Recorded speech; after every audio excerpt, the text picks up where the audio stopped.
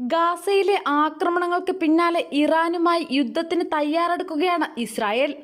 എന്നാൽ കാര്യങ്ങളത്ര അനുകൂലമല്ലെന്ന റിപ്പോർട്ടുകളാണിപ്പോൾ പുറത്തുവരുന്നത്.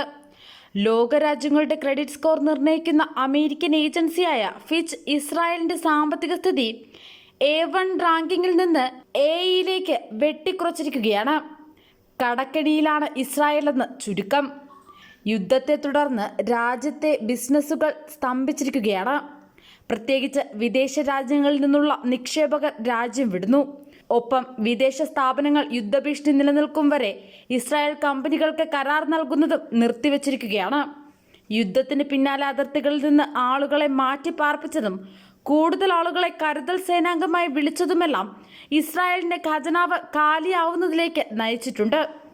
2023-24 യുദ്ധവുമായി ബന്ധപ്പെട്ട ചിലവ് $56.6 ബില്യൺ ആയിരിക്കുമെന്നാണ് ബാങ്ക് ഓഫ് ഇസ്രായേൽ കണക്കാക്കിയിട്ടുള്ളത്.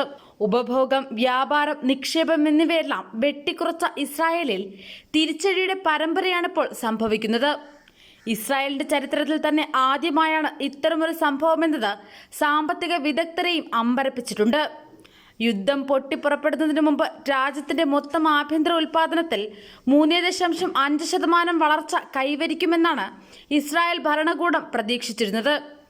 എന്നാൽ ഉൽപാദനത്തിന്റെ 2% വളർച്ച മാത്രമാണ് ഉണ്ടായത്.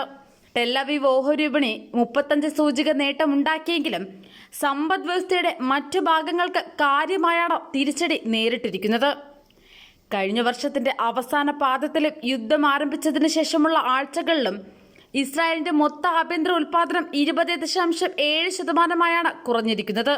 സ്വകാര്യ ഉപഭോഗത്തിലെ 27% ഇടിവ്, കയറ്റുമതിയിലെ ഇടിവ്, ബിസിനസ്സുകൾ നിക്ഷേപം വെട്ടിക്കുറച്ചത് എന്നിവയും മാന്ദ്യത്തിന് കാരണമായിട്ടുണ്ട്. അതായത് ഇറാനുമായും റഷ്യയുമായും ചൈനയുമായും ഏറ്റുമുട്ടാനുള്ള ആരോഗ്യം നിലവിൽ അമേരിക്കയ്ക്കും ഇസ്രായേലിനും ഇല്ലെന്നതാണ് യാഥാർത്ഥ്യം. ഇപ്പോൾ ഗാസയിൽ ഇസ്രായേൽ നടത്തുന്ന ആക്രമണം അവസാന ഘട്ടത്തിലുള്ളതാണ്. അധികം നാൾ ഇത്തരം ആക്രമണം നടത്താൻ അവർക്ക് കഴിയുകയില്ല. റഷ്യയുടെ സഹായത്തോടെ ഇറാൻ ഏത് തരം നീക്കം നടത്തിയാലും അത് അമേരിക്കൻ ചേരിക്ക് വലിയ തിരിച്ചടിയാണ് ഉണ്ടാകാൻ പോകുന്നത്.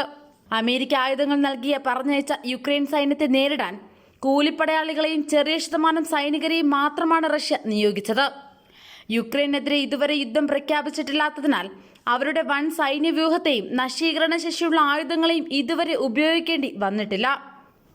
ഇറാനും ഇത്തരത്തിൽ ഒരു ക്ഷാമവും തൽക്കാലമില്ല. അവസരം നോക്കി ഇറാൻ ഇസ്രായേലിനെതിരെ പ്രതികാരം ചെയ്താൽ ഇപ്പോഴത്തെ സാഹചര്യത്തിൽ നോക്കി നിൽക്കാനേ അമേരിക്കയ്ക്ക് കഴിയൂ. ഇടപെട്ടാൽ അവർക്കും വലിയ വില നൽകേണ്ടി വരും.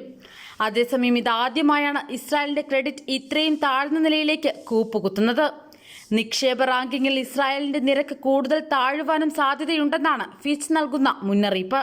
ഹമാസുമായുള്ള സംഘർഷവും അതിനെ തുടർന്നുണ്ടായ പ്രത്യാഘാതങ്ങളും ഇസ്രായേലിന്റെ നിയമനിർമ്മാണ സ്ഥാപനങ്ങളെയും സാമ്പത്തിക കരുത്തിനെയും ദുർബലപ്പെടുത്തുന്നതായി വിവിധ അന്താരാഷ്ട്ര ഏജൻസികളും റിപ്പോർട്ട് ചെയ്തിട്ടുണ്ട്.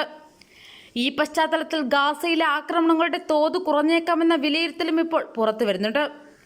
നിലവിൽ യുദ്ധം അവസാനിപ്പിക്കാനുള്ള നീക്കങ്ങളൊന്നും പ്രത്യക്ഷത്തിൽ ഇസ്രായേൽ നടത്തുന്നില്ലെങ്കിലും ഈ യുദ്ധം നീളുന്നത് ഇസ്രായേലിനും അമേരിക്കയ്ക്കും ഒരുപോലെ ഭീഷണിയാണ്.